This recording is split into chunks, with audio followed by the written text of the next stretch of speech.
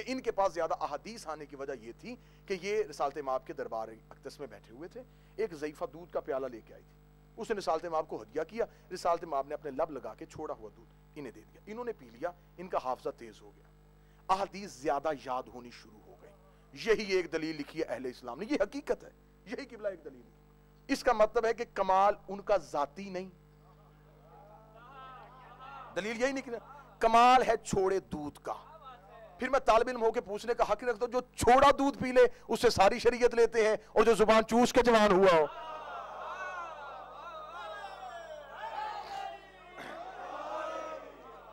اگر آپ نے عزت اسلام کی چاہتے ہیں تو عزت نبی کی کرنا پڑے گی. آپ جس معاشرے میں زندگی گزار رہے ہیں, آج ہمارے بچے الف انار بے بکری نہیں پڑھتے, وہ کمپیوٹر کی سکرین پہ ہیں, وہ انٹرنیٹ پہ بیٹھے ہوئے ہیں. دنیا گلوبل ولیج بن گئی ہے, فاصلے سمٹ گئے. اب بچوں کو علم سکھاؤ. اب وہ جہالت کی باتیں 2-2-4 کا زمانہ گیا, اب بچے دلیل مانگتے ہیں. آج عیسائی ساری رات مسلمانوں کے بچے عیسائیوں سے نیٹ پہ بحث کرتے ہیں اسلام پہ. وہ عیسائی بچہ تیاری کر کے بیٹھا ہوا ہے, مسلمان کے پاس یا مولوی ہے یا پھر وہی کتابیں اور وہی سہارے. وہ عیسائی پوری تیاری کے ساتھ بیٹھا ہے, وہ کہتا ہے کہ تم کہتے ہو تمہارا نبی افضل, ہم عیسائی کہتے ہیں ہمارا عیسیٰ افضل. مسلمان کہتا ہے دلیل کہتا ہے, وہ کہتا ہے تم قرآن اٹھاؤ. تمہارا قرآن کہتا ہے کہ ہمارا عیسیٰ 3 دن کے بولے تھے. جب حضرت مریم کی قوم نے کہا کہ مریم نہ تو ایسی نہ تیرا باپ ایسا, یہ بن شوہر کے بیٹا کہاں سے ہے, 3 دن کے عیسیٰ بولے. انی عبداللہ اتانی الکتاب وجعلنی نبیہ, اللہ کا بندہ ہوں, کتاب لے کے آیا ہوں, نبی بن کے آیا. عیسائی آج پوچھنے کی پوزیشن میں ہے کہ ہمارا تو 3 دن کا نبی ہے اور تمہارا 40 سال تک نبی نہیں. اب بتائیں جو 3 دن کو نبوت مل جائے وہ افضل ہے یا جسے 40 سال کے بعد نبوت ملے وہ افضل ہے؟ مسلمان بچے چپ ہو جاتے ہیں, وہ اٹھ جاتے ہیں, ان کے پاس تیاری کوئی نہیں, ان کے پاس اسلامیات میں دینیات میں پہلی کلاس سے لے کے PhD تک یہی واقعات پڑھائے جاتے ہیں, وہ اٹھ جاتے ہیں, ان کے پاس دلیل ہی کوئی نہیں. ہمیں فخر ہے, میری شیعہ قوم کا 4 سالہ بچہ, 6 سال کا بچہ, 10 سال کا بچہ عیسائیوں کے مجمع میں کھڑا کرو, وہ کہے گا عیسائیوں تم یہ کہتے ہو تمہارا عیسیٰ 3 دن کا بولا تھا. 13 رجب کو حضرت علی کعبے میں آئے تھے, 16 رجب کو رسول کے ہاتھوں پہ آ کے مولا نے اعلان کر کے کہا تھا تجھے توریت سناؤں, انجیل سناؤں, زبور سناؤں, قرآن سناؤں. مولا نے رسول کے ہاتھوں پہ بول کے دنیا کو ثابت کر دیا تھا عیسیٰ کے بولنے پہ فخر کرنے والوں, ایسے کام تو محمد کے نوکر بھی کر لیتے, ایسے کام تو نبی کرو. یہ اگر آپ چاہتے ہیں کہ آپ اسلام کو منوائیں, پھر آپ اپنا لٹریچر چینج کریں, آپ اپنا تعلیمی نصاب چینج کریں. آپ اس اسلامیات میں جس میں آپ نے بچوں کو پہلے دن پڑھا دیا کہ 40 سال کے بعد نبی بنے. پوری دنیا میں ہر انسان 3 حالتوں میں سے کسی ایک حالت میں ہوتا ہے, چوتھی حالت ہے ہی کوئی نہیں. یا وہ نبی ہوتا ہے, یا وہ کسی نبی کا امتی ہوتا ہے, یا وہ کافر ہوتا ہے. چوتھی حالت ہے ہی کوئی نہیں, یا نبی, یا کسی نبی کا امتی, یا کافر. سر پہ قرآن رکھ کے ہمیں وہ بندے بتائیں جو 40 سال کے بعد نبی آتے. 40 سال تک نبی ان حالتوں میں سے کس حالت میں تھے؟ پہلی آپ نے دلیل چھوڑ دی کہ نبی نہیں تھے, امتی تھے, سردار انبیاء کیسے؟ تیسری چیز سوچے تو کافر. ہمیں بتایا جائے کہ 40 سال تک آخر نبی کس دین پہ تھے. حد ہو گئی ہے, کوئی بندہ صرف مکھی پہ مکھی مارے جا رہے ہیں, ریسرچ کرنے کے لیے کوئی تیار نہیں. ہمیں جی ہمارے باپ داداؤں نے کہا جی ہم اپنے باپ داداؤں کا مذہب چھوڑ دیں, اس کا مطلب ہمارے باپ دادا غلط تھے. تمہارے باپ دادا اونٹوں پہ سفر کرتے تو گاڑیوں پہ کیوں بیٹھا ہے؟ ریسرچ کرو, تحقیق کرو. حد ہو گئی ہے, مجھے سمجھ نہیں آتی جس معاشرے میں ہم رہ رہے ہیں. آپ کو تو شاید تھوڑی آسانی ہو, ہمیں بڑی پرابلم. جس معاشرے میں ہم رہ رہے ہیں وہاں پہ جس بندے کو گھر میں بھی کوئی نہیں پوچھتا وہ بھی ہم سے پوچھتا ہے.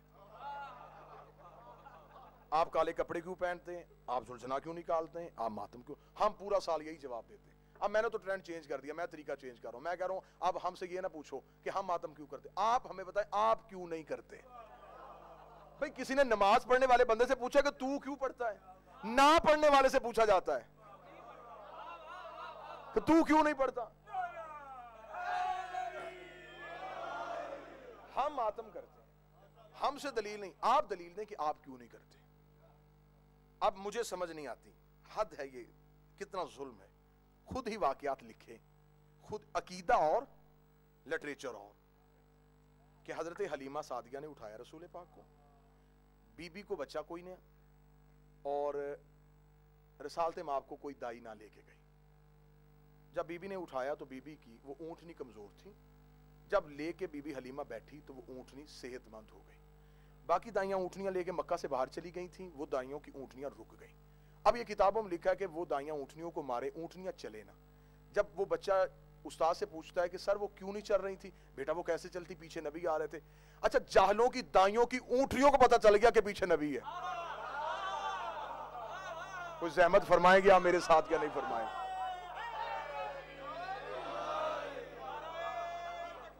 اللہ اکبر, یا رسول اللہ, یا اللہم صلی علی محمد. انہیں پتہ چل گیا کہ پیچھے نبی, اور نبی کو پتہ ہی نہیں کہ میں نبی. صرف ہوا یہ, اب میں آپ کو بتاؤں ہوا کیا ہے. ہوا یہ ہے کہ کیونکہ تاریخ لکھی گئی ہے بادشاہوں کے دربار میں بیٹھ کے, مورخ کا قلم اور ذہن بکا ہوا تھا. بادشاہ کے ابرو کے اشارے سے تاریخ کے ورق مرتب پائے. انہیں کہا گیا کہ کہیں بھی اہل بیت کا تعارف نہ ہو. اب اگر یہاں پر یہ نام نہ لکھتے پھر بتانا پڑتا کہ کس نے پالا, وہ کس چھپانے کے لیے,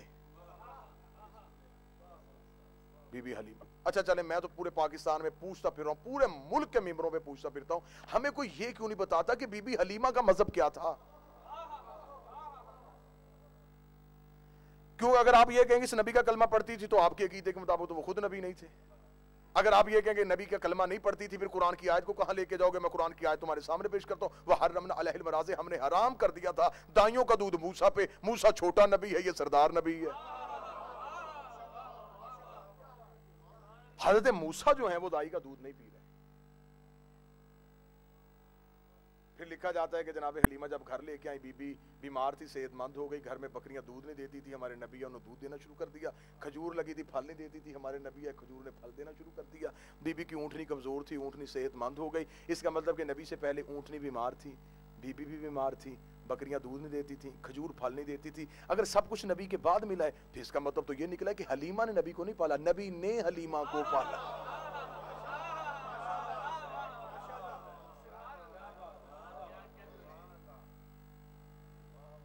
اب دوسری چیز, دو ہستیوں کے نام چھپائے گئے ہیں عزت رسالت میں. کوئی بھی تحریک چلے, کوئی بھی تنظیم چلے, جس طرح کل ہمارے محترم بھائی نے اعلان کیا کہ ہم نے ایک مشن شروع کیا ہے, ہم پاکستان میں کچھ بھیجنا چاہتے ہیں. ہر تنظیم اور ہر تحریک کے پیچھے دو قوتوں کا ہونا ضروری, مالی قوت, افرادی قوت. اس کے پاس مال ہو, اس کے پاس لوگ ہو. اسلام ایک عالمگیر تحریک کا نام ہے. ہمیں بتایا جائے کہ اسلام کو مال دینے والا کون تھا. رسول کے اس کلمہ حق کو پھیلانے کے لیے افراد دینے والا کون تھا. صرف وہ مال چھپانے کے لیے کہہ دیا سلام اس پر کہ جس کے گھر نبوری تھی, نبی کہ ہمارے نبی کے گھر کچھ نہیں تھا. ہمیں یہ پتا تم نے کیوں کہا کچھ نہیں تھا, اگر کچھ کہتے تو بتانا پڑتا وہ کچھ کس کا تھا. وہ سیدوں کی ماں, وہ عرب کی عرب پتی بی بی جب ہمارے نبی کے گھر آئی ہے. پھر قریش کی عورتوں نے آ کے تاریخ طبری میں لکھا ہے کہ تانا دیا بی بی کو. عرب میں شاعری عام تھی, تانا شعر کی صورت میں دیا جاتا. انہوں نے بی بی کو آ کے تانا دیا. انہوں نے کہا بی بی تیرا باپ خویلد اتنا امیر تھا کہ اس کے سر کا شملہ عرش کو چھوتا تھا, اور تو یتیم عبداللہ کے گھر آ گئی. انہوں نے شعر پڑھا, یہ ہے میری معظمہ کی عزت. بی بی نے شعر کا جواب شعر میں دیا, اسی ردیف اور قافیے میں دیا, اسی وزن پہ دیا, اور پہلے مصرے میں باپ کی عزت بھی کم نہیں ہونے دی, شوہر کی عزت بھی بڑھا دی. بی بی نے کہا کیا کہا تم نے؟ انہوں نے کہا باپ تیرا خویلد اتنا امیر تھا کہ اس کے سر کا شملہ عرش کو چھوتا تھا, اور تو یتیم عبداللہ کے گھر نوکرانی بن کے کنیز بن کے بیٹھی ہے. بی بی نے کہا باپ میرا اتنا امیر تھا کہ اس کے سر کا شملہ عرش کو چھوتا تھا, جس کی کنیز بن کے آئی ہوں اس کے جوتے عرش کو چھوتے ہیں.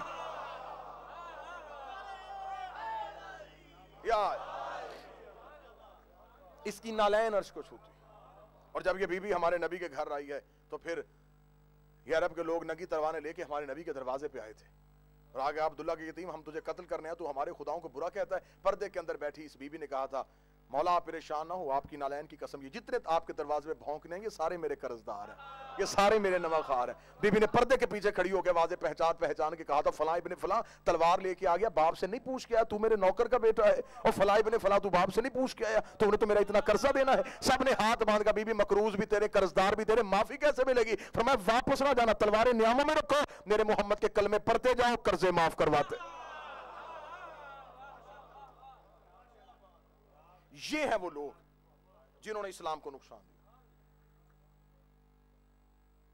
ان لوگوں نے اسلام کو نقصان دیا جنہوں نے کلمہ یہاں سے نہیں یہاں سے پڑھا, زبان سے کہہ بھی دیا لا الہ تو کیا حاصل, دل و نگاہ جو مسلمان نہیں تو کچھ بھی نہیں. قبلہ مسلمانوں کی اگر ایک شکل ہوتی تو قرآن میں ایک ہی صورت آتی, مسلمون. کافروں کی ایک شکل تھی, ایک ہی صورت آئی, کافرون. مسلمانوں کی شکلیں دو تھیں, ایک مومنون, بعد میں سمجھا بھی رہا ہوں یا نہیں, اور ایک منافقون.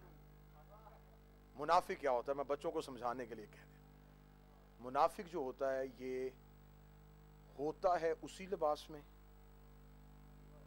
طوطا سبز پتوں میں بیٹھا ہو تو پہچانا نہیں جاتا. میں آسان کر رہا ہوں, مجھے بڑی بڑی بڑی جگہوں پہ مجھے رکنا پڑ رہا ہے, سمجھ کے صدر محترم بالکل قریب بیٹھے ہیں اور مجھے احتیاط کے ساتھ چلنا پڑ رہا ہے. منافق وہ ہوتا جس کے اندر کچھ, اور منافق کافر سے زیادہ خطرناک ہے. سب سے بڑا خدا کا دشمن ابلیس ہے, اور مجھے معاف کیجئے گا میں قرآن سے ثابت کر سکتا ہوں کہ ابلیس کافر تھا, منافق نہیں تھا. وَقَانَ مِنَ الْكَافِرِينَ, یہ تھا ہی کافر. اس نے کہا سجدہ نہیں کرنا, اس نے صاف کہہ دیا نہیں کرنا. یہ نہیں ہوا کہ آدم خلیفہ بن گئے اور یہ مبارک دیتا رہو. چلے کوئی تو زحمت فرمائے گا. اس نے صاف انکار کر دیا, اس نے کہا میں نے سجدہ نہیں کرنا. منافق وہ ہوتا ہے جس کے یہاں کچھ ہو اور یہاں کچھ ہو, پوری صورت خدا نے اتار دی. میرا حبیب یہ جو تیرے پاس آ کے بیٹھتے, ان کے دلوں میں ایمان داخل نہیں ہوا. یا بزرگوں سے دعا لینے کے لیے میں پاکستان میں, کیونکہ ہم نے شہروں میں بھی جانا ہوتا ہے, دیہات میں بھی جانا ہوتا ہے. اب بچے اس مثال کو نہیں سمجھیں گے, بزرگ یقیناً سمجھیں گے. میں پاکستان کے دیہاتی علاقوں میں منافق کی مثال بڑی آسان کر کے دیا کرتا ہوں کہ ہمارے ایک فصل جو چاول ہوتی ہے, چاول میں ایک دانہ ہوتا ہے. اب ماڈرن بچے نہیں سمجھیں گے, اس دانے کو ہمارے پنجاب میں کہتے ہیں وانڈ. کوئی تو سمجھ جائے گا, ایسا ہوتا ہے جی. وہ جو وانڈ ہوتا ہے نہ وہ مونجی ہوتا ہے نہ چاول ہے چاولوں میں. منافق نہ کافر ہوتا ہے نہ مسلمان,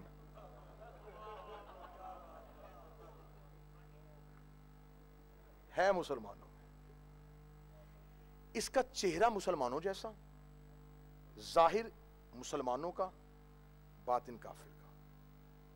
یہ وہی لوگ تھے جنہوں نے رسالت مآب کی زندگی میں مدینے سے باہر ایک رات میں مسجد تعمیر کی تھی, جسے مسجد زرار کہا گیا.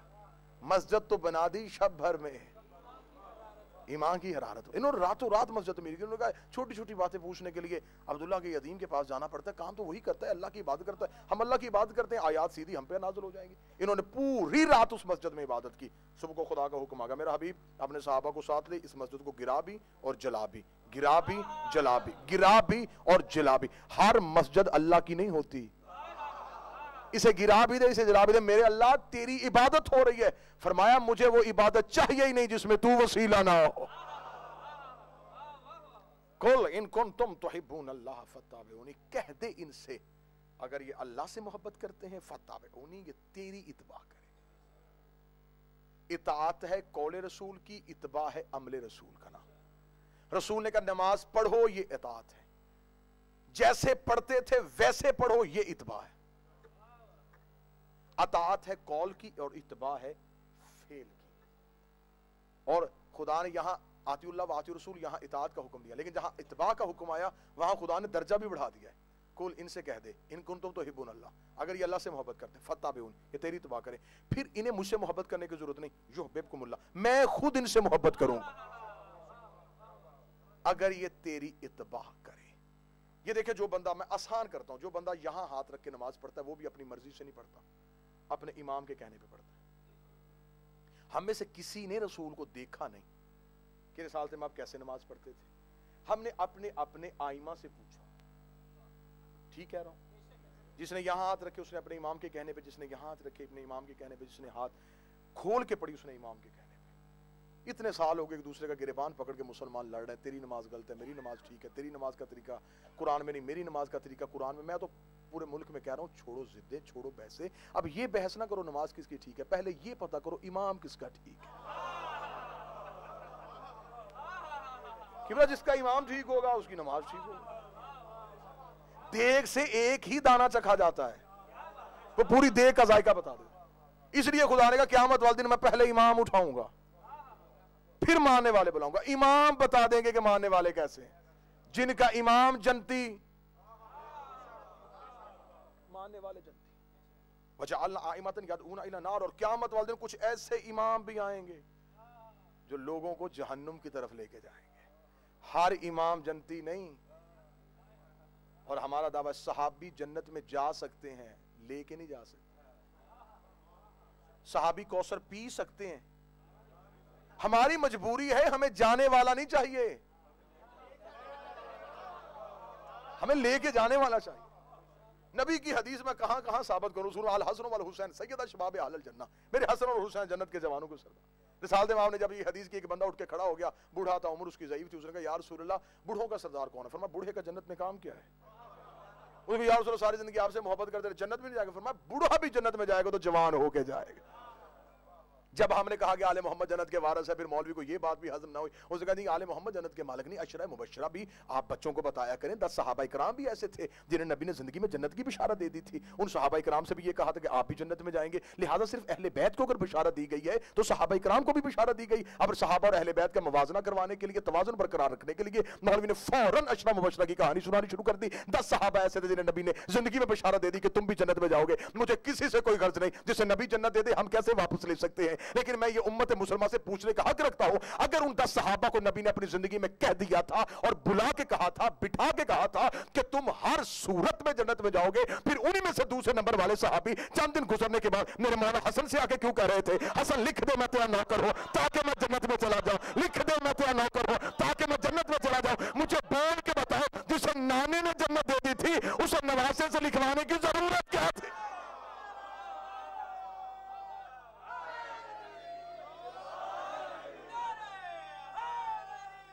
یا علی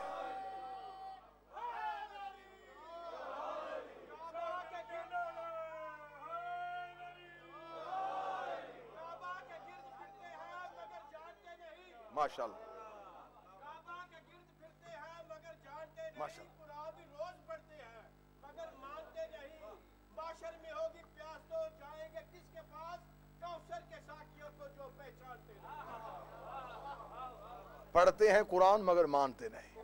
بے شک جنگ صفین میں میرے مولا نے کہا مالک اشتر ان پہ حملہ کر. مالک اشتر گھوڑے کی زین پہ بیٹھ کے جب سامنے گئے, انہوں نے جب مالک اشتر کو ہاتھوں میں قرآن اٹھا کے پڑھنا شروع کر دیا. جب انہوں نے قرآن پڑھتے ہوئے دیکھا جناب مالک نے گھوڑا پیچھے کیا. مولا علی خیمے سے باہر نکلے, خیمے سے باہر نکلے, فرمایا مالک حملہ کیوں نہیں کیا؟ مولا حملہ کرنے گیا تھا, وہ قرآن پڑھ رہے تھے, میں واپس آ گیا. بجلی کسی تیزی سے علی گھوڑے کی زین سے آئے, ذوالفقار کو نیام سے نکال کے ہوا میں لہرانا شروع کیا. مالک اشتر نے گھوڑا پیچھے کیا. مولا کہاں جا رہے؟ فرمایا ان پہ حملہ کرنے کے لیے. مولا حملہ تو میں بھی کر سکتا تھا لیکن وہ تو قرآن پڑھے. مولا نے بھاگتے گھوڑے کی زین پہ کہا مالک قسم اس خدا کی جس کے قبضہ قدرت میں علی کی ولایت اور امامت ہے, قرآن ان کے حلقوں میں اٹکا ہوا ہے, قرآن ان کی گردنوں میں پھنسا ہوا ہے. مولا ایسے قاری بھی ہوتے ہیں جو پڑھے قرآن اور قرآن حلق میں رک جائے. فرمایا تو نے میرے سردار کی حدیث نہیں سنی, القرآن مع علی و علی مع القرآن, قرآن علی کے ساتھ ہے, علی قرآن کے ساتھ ہے. قیامت تک جب بھی کوئی قاری قرآن پڑھے گا, قرآن حلق میں رک کے دیکھے گا, اگر دل میں علی ہوا تو اتر جائے گا ورنہ حلق میں پھنس جائے.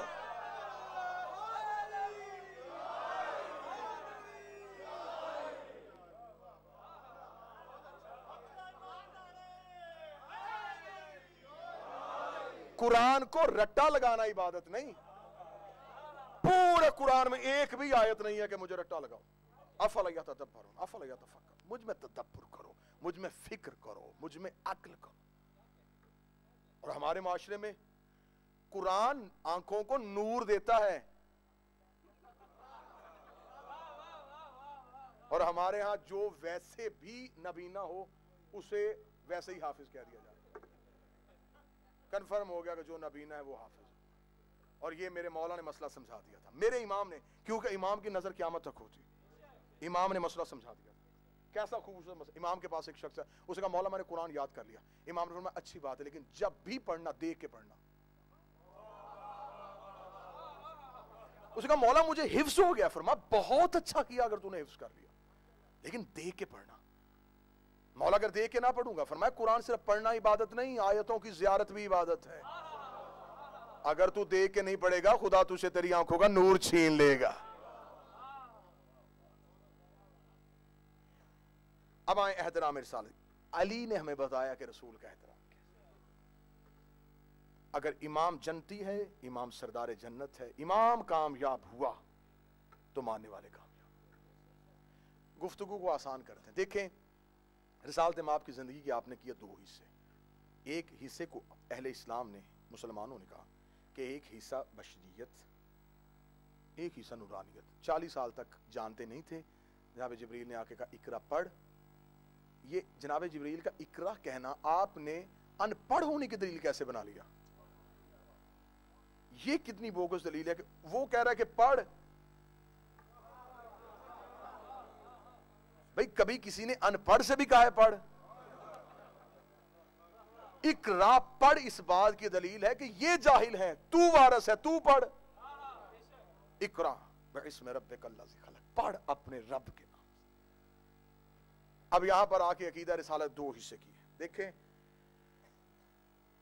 अब पूरा ही मजमा, ये जितने आप अहबाब तशरीफ फरमाए, जब ये मजलिस शुरू हुई उस वक्त ये सारे लोग नहीं थे। कुछ लोग थे, कुछ बाद में आए। जो बाद में आए उन्हें नहीं पता कि मैंने पहले 10 मिनट क्या पढ़ा। ऐसा ही है। अब अगर उन्हें पिछले 10 मिनट की मजलिस सुननी हो कि पहले 10 मिनट मौजू क्या था, खुतबे में क्या आयत पढ़ी गई थी, तमहीद क्या हुई थी, शुरू कहां से हुआ था, या फिर वो मुझसे पूछें या उनसे पूछें जो इब्तिदा में थे। अब हर सहाबी पहले दिन मुसलमान नहीं हुआ। कोई 20 साल बाद, कोई 40 साल बाद, कोई 50 साल बाद। अब ये जो उन्होंने इतना अरसा नबी की महफिल में नहीं आए, वो जो अरसा हदायत है वो आप किससे लेंगे? तीन ही पोर्शन, तीन ही तबके हैं जो नबी की जिंदगी के बारे में बता सकते हैं। अहले बैत, अज़वाज मुताहिरात और सहाबा इकराम। अहले बैत से हम लेते हैं मजहब, हम अहले बैत को अथॉरिटी समझते हैं। हम रसूल के बाद अगर किसी को मुस्तनद समझते हैं तो वो खानदान रसूल है। अगर हम अपने मुज्तहिद से भी पूछे तो हम ये दलील मांगते हैं कि किस मासूम ने कहा। हमारे पास दलील मासूम है। उसके बाद है अज़वाज मुताहिरात और सहाबा इकराम। अगर मैं अहले बैत को छोड़ के पहले ये बात करूं, देखें, अगर आप दीन अज़वाज मुताहिरात से लेंगे, वो आपको वही सीरत बता सकती हैं जो बातें घर में हुई, क्योंकि उन्हें हुक्म नहीं कि घर से बाहर जाएं। जो आयात मस्जिद में आई, जो खुतबात मस्जिद में हुए, जो अहादीस मस्जिद में कहीं गई, वो नबी की कोई भी बीवी रवायत नहीं कर सकती। अब ये हमें वही हिस्सा सीरत का बता सकते हैं जो नबी ने जिंदगी का हिस्सा घर में गुजारा। सहाबा इकराम वही बता सकते हैं जो मस्जिद में या बाहर हुआ। ये बाहर नहीं आ सकते बहुक्म कुरान और वो अंदर नहीं जा सकते। एक ही तबका ऐसा मिलता है, नबी मस्जिद में होते थे, ये गोद में होते थे। नबी चादर में होते थे, ये नीचे होते थे। हमारे पास मुस्तनिद दलील है। अब अगर यहां पे मजलिस हो रही है तो यहां पर एक कैमरे के जरिए से उस पिछले कमरे में मेरी गुफ्तगू महफूज हो रही है। चले मैं आपसे एक सवाल करता हूं। मैं यहां पे 50 या 60 मिनट तकरीर करूं और तकरीर करने के फौरन बाद मैं कहूं कि जितनी मजलिस मैंने पढ़ी, मेरा मजमा या आप अहबाब मुझे लफ्ज ब लफ्ज सुनाएं, ऐसा मुमकिन है? نہیں سنا سکتے. آپ مفہوم بتا سکتے ہیں کہ جی موضوع رسالت تھا, یہی آپ نے دلیلیں دی, لفظوں کو نہیں دہرا سکتے. ایسا ہی. پھر مجھے آپ بتائیں, آپ اتنے پڑھے لکھے احباب بیٹھے ہیں, مجھے ایسے طالب علم کی 1 گھنٹے کی تقریر اتنے اہل علم نہیں بتا سکتے. نبی کی 40 سال کی تبلیغ,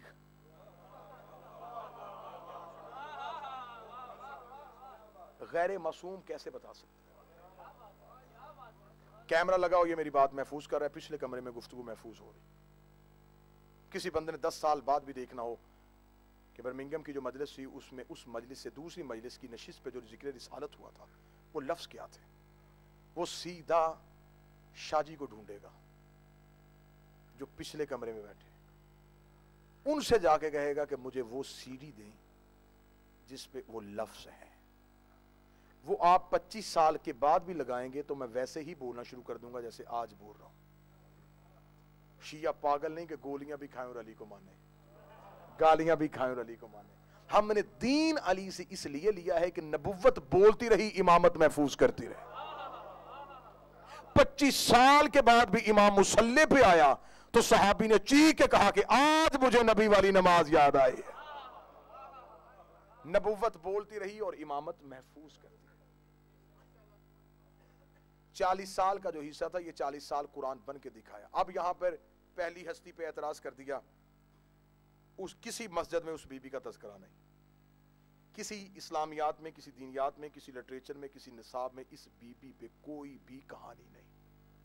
جس نے اسلام کو مان لیا اور جس نے سب سے زیادہ محنت کی, اس کے بارے میں کہہ دیا انہوں نے کلمہ ہی نہیں پڑھا. حضرت عمران, ابو طالب تو کنیت ہے نا, طالب کے باپ, صلی اللہ محمد والے. زیادہ آپ بھی جب نام لیا کریں گے تو حضرت عمران کہا کریں. یہ بھی ایک سازش تھی کہ کتابوں میں ابو طالب نام مشہور کر دیا جائے تاکہ اصل نام چھپ جائے, کیونکہ حضرت عمران نام یاد رہے گا تو بچے گھر میں جا کے مولوی صاحب پوچھیں گے کہ آل عمران کون ہے. یہ جو قرآن میں آل عمران ہے, یہ آل عمران آخر کون ہے؟ قبلہ میں پوری ذمہ داری کے ساتھ کہہ رہا ہوں کہ آل عمران کا ترجمہ ہے عمران کی آل. ٹھیک ہے, سادہ ترجمہ, بالکل سادہ, عمران کی آل. اس کا مطلب کہ کوئی عمران ہے جس کی آل کے لیے صورت آئی ہے. آپ حضرت ابو طالب کو نہیں مانتے, آپ نہ مانیں, مجھے عمران ثابت کر کے دکھائیں. پوری ممبر کی ذمہ داری کے ساتھ, پوری تاریخ کی ذمہ داری کے ساتھ میں ممبر سے جملہ اتنے اہل علم کے سامنے کہہ رہا ہوں. مذہب اسلام میں 3 ہی عمران آئے ہیں. پہلے عمران حضرت موسیٰ کے باپ, دوسرے عمران حضرت عیسیٰ کے نانا, تیسرے عمران حضرت علی کے والد گرامی. قرآن میں سورہ عمران نہیں, آل عمران ہے. ان تینوں میں سے جو بھی عمران ہے اس کی اولاد کا ہونا ضروری ہے. اگر موسیٰ کا باپ تھا, موسیٰ کا تو بیٹا ہی کوئی نہیں تھا. اگر عیسیٰ کا نانا تھا, عیسیٰ کی تو شادی نہیں ہوئی تھی. تیسرا ایک ہی عمران بچتا ہے. قرآن میں آل عمران زندہ ہے, پردے میں لال عمران زندہ.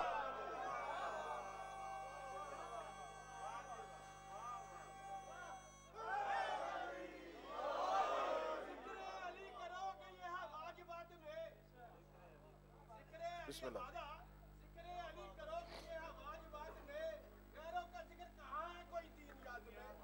اسلام سے نہیں تھا جن کا کوئی واسطہ, وہ نام کیسے آگے اسلام کا؟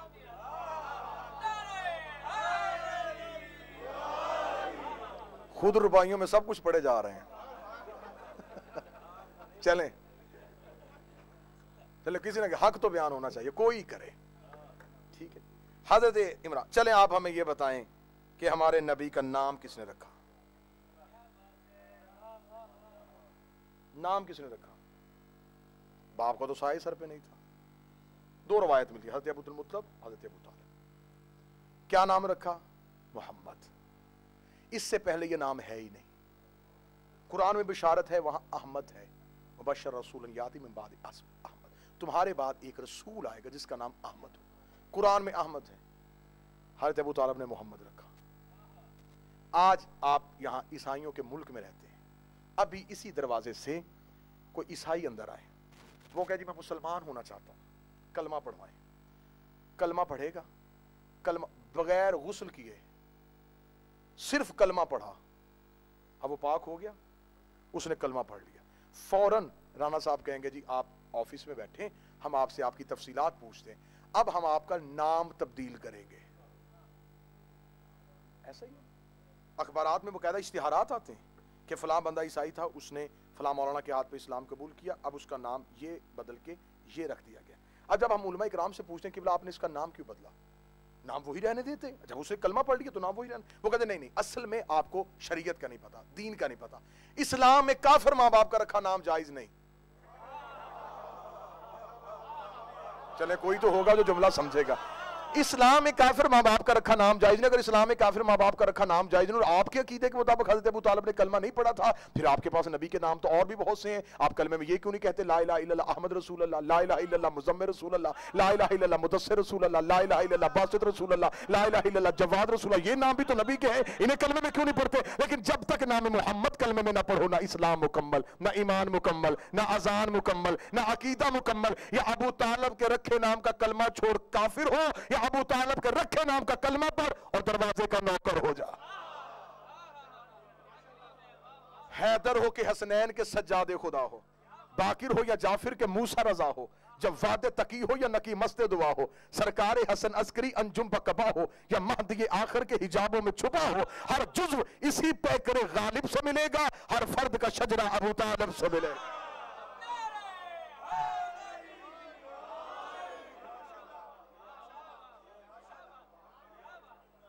چلیں آپ کہتے ہیں جی کلمہ نہیں پڑھا, ہمیں بتائیں ہمارے نبی کا نکاح کس نے پڑھا؟ میں نے ایک مولوی صاحب سے پوچھا پاکستان میں جی ہمارے نبی کا نکاح, انہوں نے کہا جی حضرت ابو طالب. میں انہوں نے کہا نہیں کلمہ نہیں پڑھا تھا, نکاح پڑھا تھا. میں نے کہا کلمہ نہیں پڑھا تو نکاح میں کیا پڑھا تھا؟ تاریخ طبری 1, سیرت ابن حشام 2, سیرت حلبیہ 3, 3 کتابوں کے میں حوالے دے کے جا رہا ہوں. جب چاہے میں حوالے ممبر سے دکھانے کے, تینوں کتابیں اہل سنت کی. اب تو چھوٹی چھوٹی کتاب سے آگے ڈاکٹر طاہر القادری نے بھی لکھا ہے مومن قریش کے نام سے ایمان ابو طالب پہ. اتنی کتابوں میں حضرت ابو طالب کا وہ خطبہ نکاح لکھا ہوا ہے جو حضرت ابو طالب نے رسول کی شادی کے موقع پہ پڑھا, اور معتبر کتابوں میں لکھا کہ حضرت ابو طالب نے بی بی خدیجہ اور نبی کے درمیان بیٹھ کے الحمدللہ. آپ خاموش بیٹھے ہیں, قرآن اترنے میں بھی 15 سال باقی ہیں. اور حضرت ابو طالب الحمدللہ الذی جعلنا من ذریۃ ابراہیم ونسل اسماعیل واحکام للناس وجبنا الصفا وجبنا المروہ وختم النبی براسہ وہذا اخی محمد ابن عبداللہ وہذا شرفا ونبلا وفضلا کثیرا وہذا خدیجۃ المعظمہ محترمہ مکرمہ وحق مہر من مالی. حضرت ابو طالب نے دونوں کے درمیان الحمدللہ الحمدللہ الحمدللہ, تعریف اس اللہ کی, تعریف اس اللہ کی جس نے ہمیں ابراہیم کی نسل میں رکھا, جس نے ہمیں اسماعیل کی ذریت میں پیدا کیا, واحکام للناس ہمیں انسانوں کا حاکم بنا کے بھیجا, ختم نبی براسہ اللہ نے ہمارے سروں پہ تاج نبوت کو سجایا ہوا ہے. ہم صفا کے بیٹے ہیں, ہم مروہ کے بیٹے ہیں, کعبے کی چابی ہمارے گھر پڑی ہوئی ہے, ہم حاجیوں کو کھانا کھلاتے ہیں, ہم بھوکوں کو پانی پلاتے ہیں. اور یہ جملہ کہنے کے بعد کہا ہاذا اخی محمد ابن عبداللہ, یہ میرے بڑے بھائی عبداللہ کا بیٹا محمد ہے, وہذا شرفا ونبلا وفضلا کثیرا, پورے عرب میں اس سے بڑا شریف کوئی نہیں, پورے عرب میں اس کی فضیلت کا ثانی کوئی نہیں. میں اسے ساتھ لے کے تمہارے قبیلے کی محترمہ بی بی, تمہارے قبیلے کی معظمہ بی بی خدیجہ سے اس کا نکاح کروانے کے لیے آیا ہوں. اور اگلا جملہ بی بی خدیجہ کے خاندان کی آنکھوں میں آنکھیں ڈال کے علی کے باپ نے کہا حق مہر من مالی, جتنا خدیجہ کے خاندان والے چاہو مشورہ تم کرو, حق مہر میں دے دیتا ہوں, رقم تم بتاؤ, حق مہر.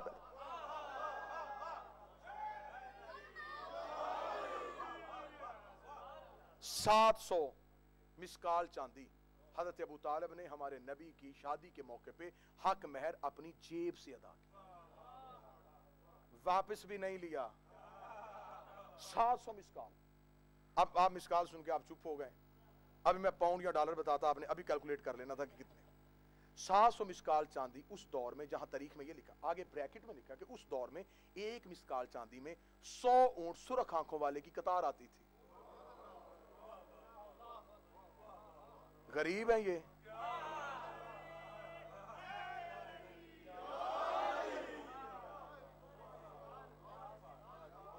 حیدر سے عداوت تجھے کر دیتی ہے اللہ, حیدر سے عداوت تجھے کر دیتی ہے اللہ. تم توڑنے لگتے ہو شریعت کے بھرم کو. عمران کو کافر جو کہا یہ بھی نہ سوچا, بیت اللہ نے رستہ دیا صرف اس کے ہی عرب.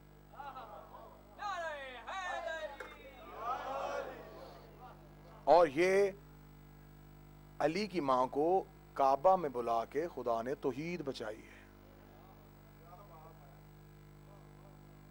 عیسیٰ کی ماں کو ہٹایا گیا تھا, بی بی وہ بھی کم نہیں تھی, وقت کی بطول تھی, اسے نکالا گیا, رہتی ہی اس گھر میں تھی, جب وقت ولادت فرمایا مریم نکل جا، یہاں بچے پیدا نہیں ہوتے، یہاں سجدے ہوتے ہیں، نکل میرے گھر سے۔ میرے اللہ تو نے اس بی بی کو ہٹایا، اس بی کے پاس اپنا گھر بھی تھا، اسے بلایا، فرمایا ہٹا کے بھی توحید بچائی، بلا کے بھی توحید بچائی۔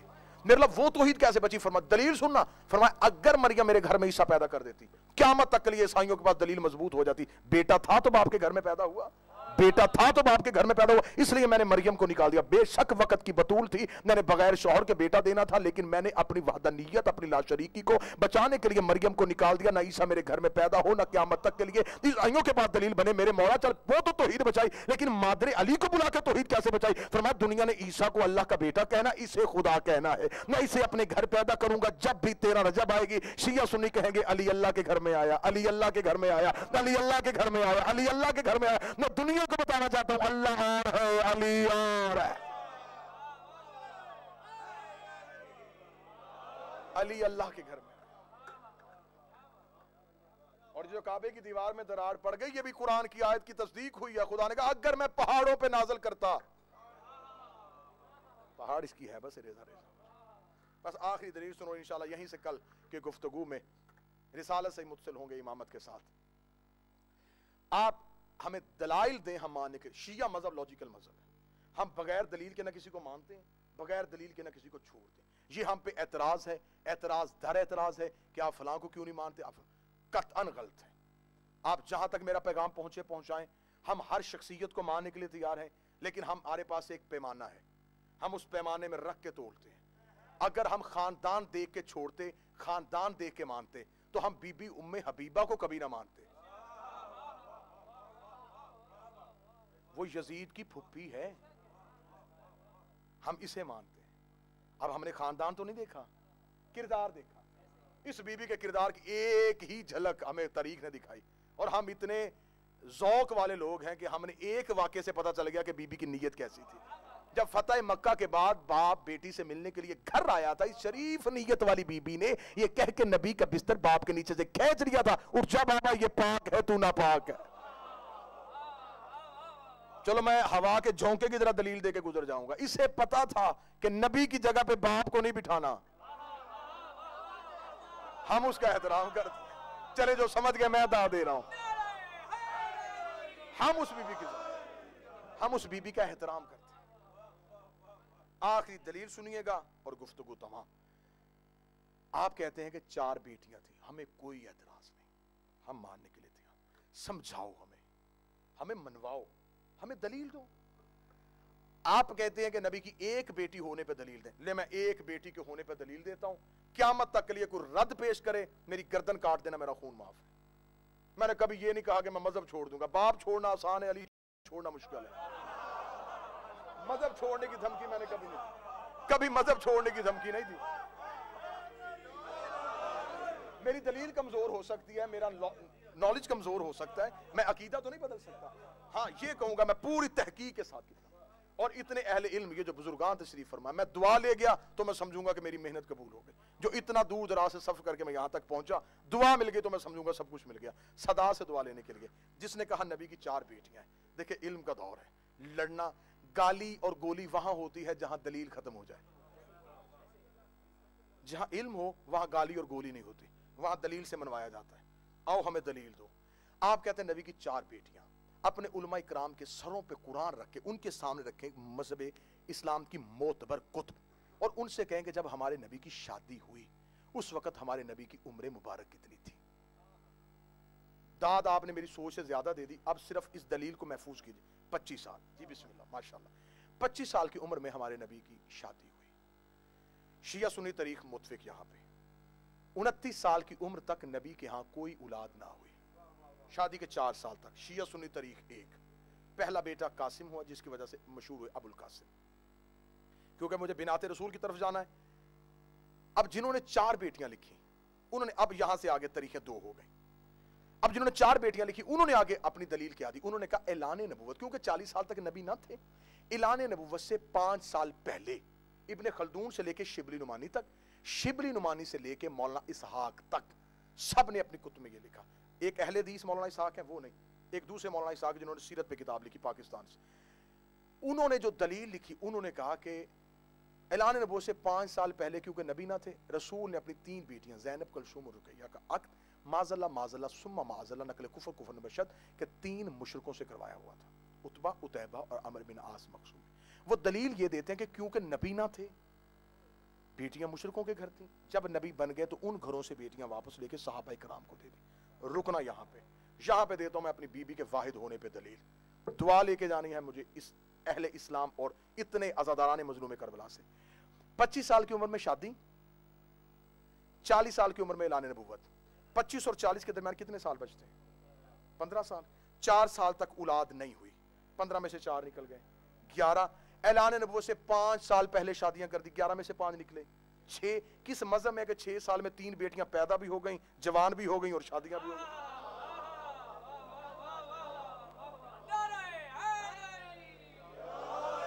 بھئی ہمیں عمریں پوری کر کے دکھاؤ، ہم ماننے کے لیے تیار ہیں۔ بیٹیاں 4 ہیں، نواسے 2،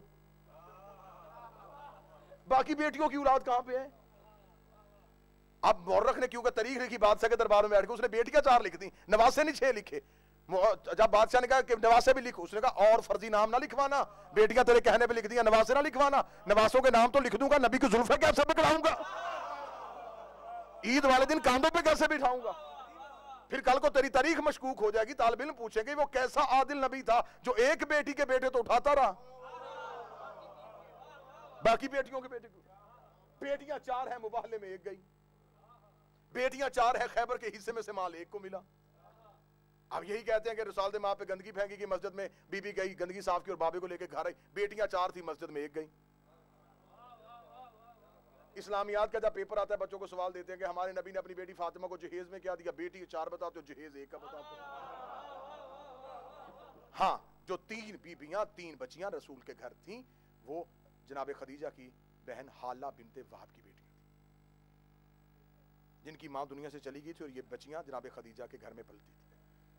جب یہ بیوی نبی کے گھر آئی ہے تو اجازت رسول کے ساتھ ان بچیوں کو لے کے نبی کے گھر آئی، اور پھر اس گھر کو یتیم پالنے کا ہنر ایسا آتا تھا کہ مورخ نے یہ لکھا کہ ان کی بیٹیاں تھیں۔ نسل رسول کی امینہ ہے ایک ہی بی بی جس سے نسل رسول چلی، جو خاندان رسول کی تعارف بنی۔ حدیث کسا پڑھی جاتی ہے نا شیعہ گھر میں، فرشتوں نے کہا میرے اللہ یہ چادر کے نیچے ہیں کون؟ فاطمہ تو و ابوہا و بالوہا و بنوہا، ایک فاطمہ ہے، ایک فاطمہ کا باپ ہے، 2 فاطمہ کے بیٹے ہیں، ایک سیدہ کا شوہر۔